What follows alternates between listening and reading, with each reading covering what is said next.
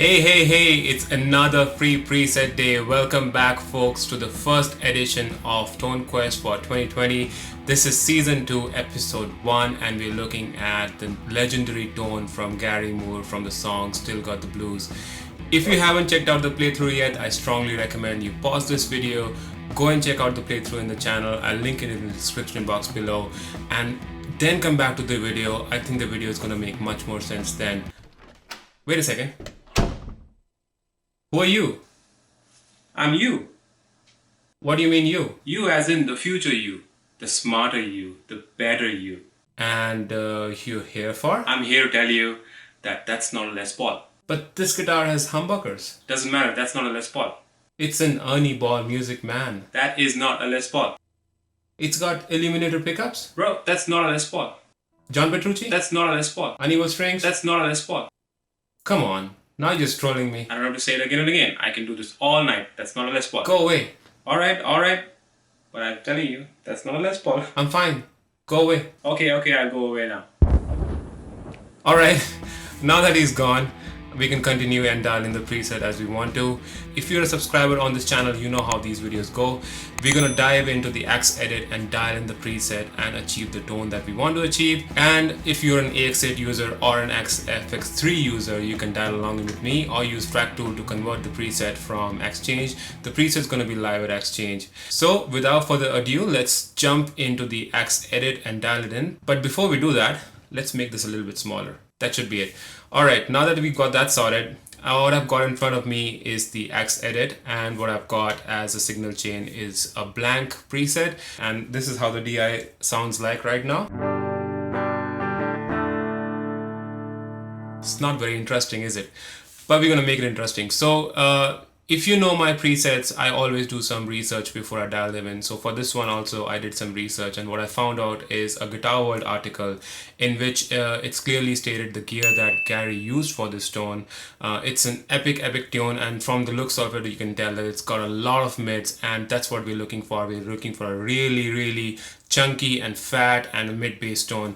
So let's dive right in, and we're gonna dial in the presets. So the first thing we're gonna do is add an amp. As I mentioned, this is gonna be a Marshall JDM 45, which is the Brit JM 45. I'm going to use the jump model here, and what I'm going to do is I'm going to change the treble drive to around 8. The normal drive is going to go up all the way to 10, and the bass is going to come down to 3. The mids, we need lots and lots of mids here, so you could even go up to 9. I like it around 9 or 8 at times as well, so we're going to keep it at 9.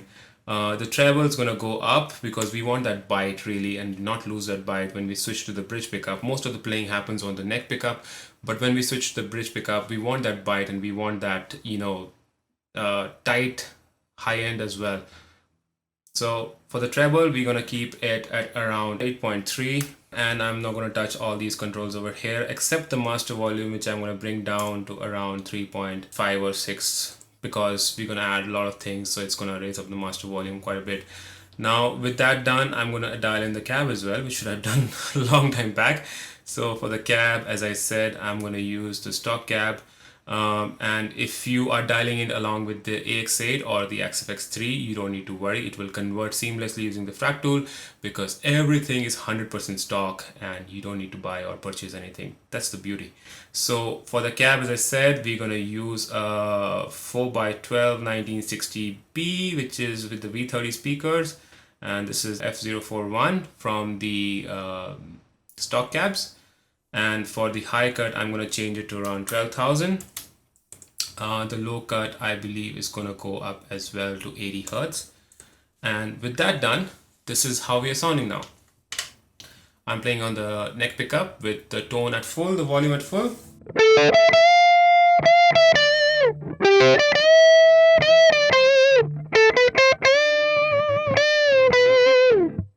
So it's got that chunkiness, it's got that fat tone to it, but it's missing that drive. That's where the drive pedal comes in. So you could use numerous drive pedals here, different ones, various ones. So what I actually used is an interesting drive pedal. As I said, we want more mids. So what I used is actually a mid boost here. Where are you, my good friend? That's it. And what we're going to do here is set the drive up to around 8. The tone's going to go up to 8.5. And the low cut, I'm not going to touch. The high cut, I'm going to bring down to around 3500 because I don't want it to be too brittle and sharp. I want it to be fat and smooth. So bring it down to around 3500. And this is where the interesting thing starts actually. So we're going to increase the mid here and play around with the mid frequencies around between 400, I think around 400 to 900. 900 would be a bit too extreme, and the more high you go, the more honkier it's going to sound. But I think it suits for this kind of a song. So I like it around 700 or 800. So you know, if you go 800, it's going to sound a little more too honky, but you can set this to your taste and to your gear as well, and to your style of playing. Mids are going to go up to 10. So this is where it's actually acting like a filter where you're adding a mid boost in the beginning. So instead of using a filter, I've used a drive pedal here, and I think the mid boost drive pedal works really well. Now with that done, this is how we're sounding.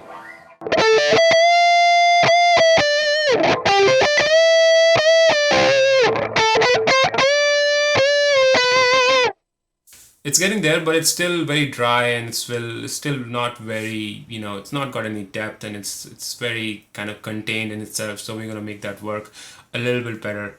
So next thing what we're gonna do is add a chorus, and this is gonna be a vintage tape. I'm gonna bring the rate down to as low as possible, so I'm gonna give it to 0.11. And I'm going to keep the high cut to around 6000, which is the default here, I think. And the dimension mode is going to go high. I don't believe I changed anything over here except the mix. I'm going to break the mix down to 17%. We don't want too much chorus in there. We wanted to smoothen the tone. That's all we wanted to do. So, and the next thing we're going to add is one of my favorite blocks. It's the pitch detune, is what I've been using quite a lot lately for dialing in some of those famous 80s tones. When I dialed in the last preset, which was the Van Halen preset, I found it rather interesting to create that spread and to widen your preset and your sound and create that kind of a chorus effect with just one guitar in there. So I think the detune block works great in that way. So what we're going to do is add a pitch block here. Man, it's hot here in Melbourne. But thankfully it rained a lot here today, so hopefully that should help with the bushfires. I am far away from it in Victoria and Melbourne, and although we did get some smoke here, but that's nothing compared to what the other folks are facing. So I hope that the rain brings in some comfort and relief, and just takes away the bushfires completely. Thank God for the rains. Alright, so we have the pitch block here set to detune, and what we're going to do is dial the voice 1 to -9 and voice 2 to 11. I'm going to change it to stereo, and I'm going to pan the voice 1 to left, and the right one I'm going to dial it all the way to the right side. Voice 1 goes left, voice 2 goes right. Other way around for you because you're facing me. And the mix I'm going to bring down to around 20%. And I'm going to change the high cut all the way because we want all the treble to go through. Now with that done, we should sound slightly more closer to it. Now a good trick to follow here is that I think what Gary also uses while playing on the neck pickup is to roll down the tone knob, the tone control. I think you can roll it down. If you roll it down all the way, I think it just overdoes it. I think if you keep it around 40 to 50%, I think you can get a very fat sort of a tone out of it. So this is how we are sounding.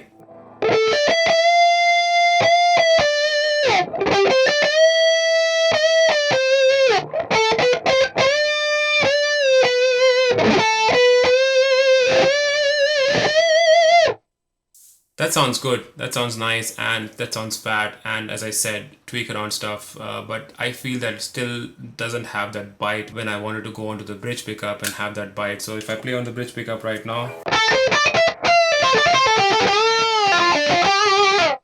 I wanted to have more bite. So what we're going to do is add a PEQ block here, and we're going to add two main peaks over here, one at 4700 Hertz, not 47,000, 4700. The Q is gonna look something like 1.8, and the gain's gonna go up to around 8 dB. Not shelving, we want it to be peaking, and then band 3 is going to be around 1170. Again, this is higher mids. You can tweak this to suit your gear as well. And the Q is going to be around 1.5 or 1.6, and the gain is going to go up as well to 7 dB over here. With that done, we should have more bite now. So when he plays this part,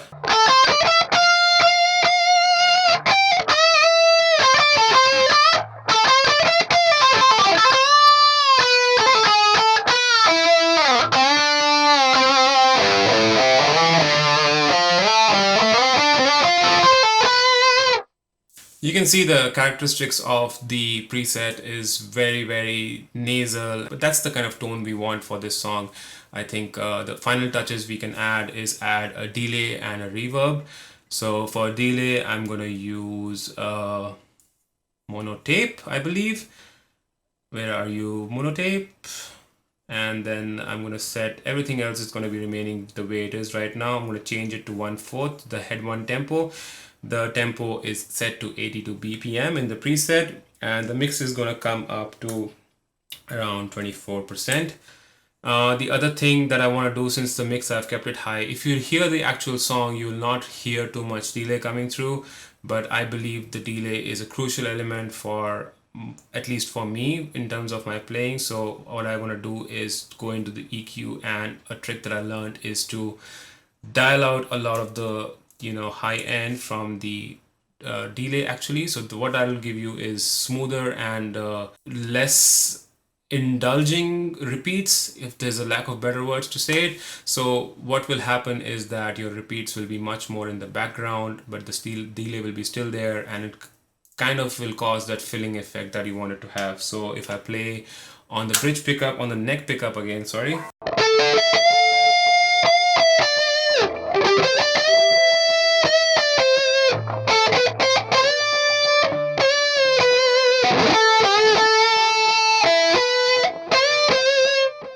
You can hear the delay is not interfering much, and it's kind of sitting in the back. That's what we want. The last thing I'm going to add is a reverb block in here, which is going to be what I found out is that the London plate reverb works really well with the 80s sort of a tone. So if you're tiling some sort of an 80s kind of a tone, I would recommend you use London plate, and it works really well with the modern Marshalls as well, is what I learned from a tutorial from Leon. So thank you so much, Leon, once again. So much to learn from you, honestly. Thank you so much for all you've done for the community. I'm going to set this to as high quality, and I'm going to change the mix to around 23%, and that should do it, and we should have the tone we want now.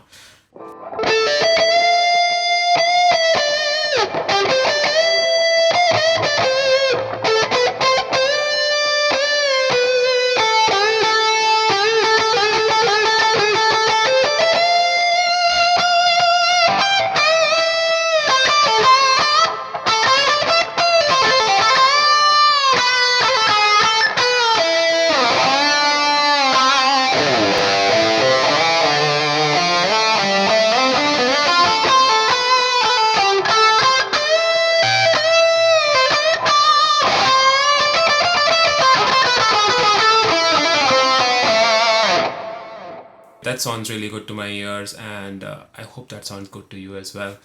One final tweak, I think two final tweaks I'm going to do before I leave the preset and share it with you guys, is that I always go into the room section of the cab and add some air. I think it emulates the 80s kind of a fuzz much better than straight away having no air at all. So I'm going to add some air, around 10%. And I'm going to change the air frequency to 6500. You could go with more air and play around this area. You can add a lot of fuzziness, and as I always say, use headphones. It'll sound much more clearer while you're tweaking this part.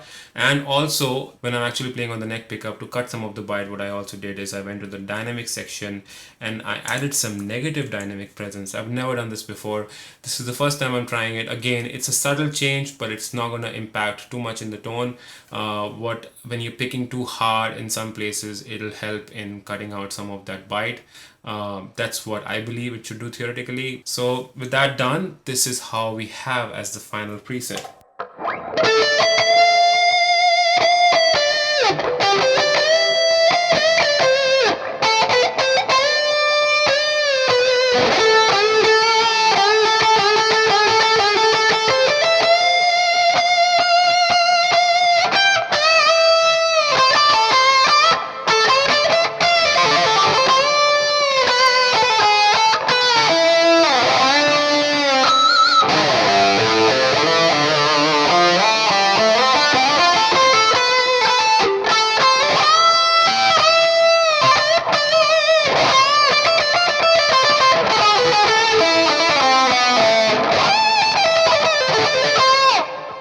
not playing that part.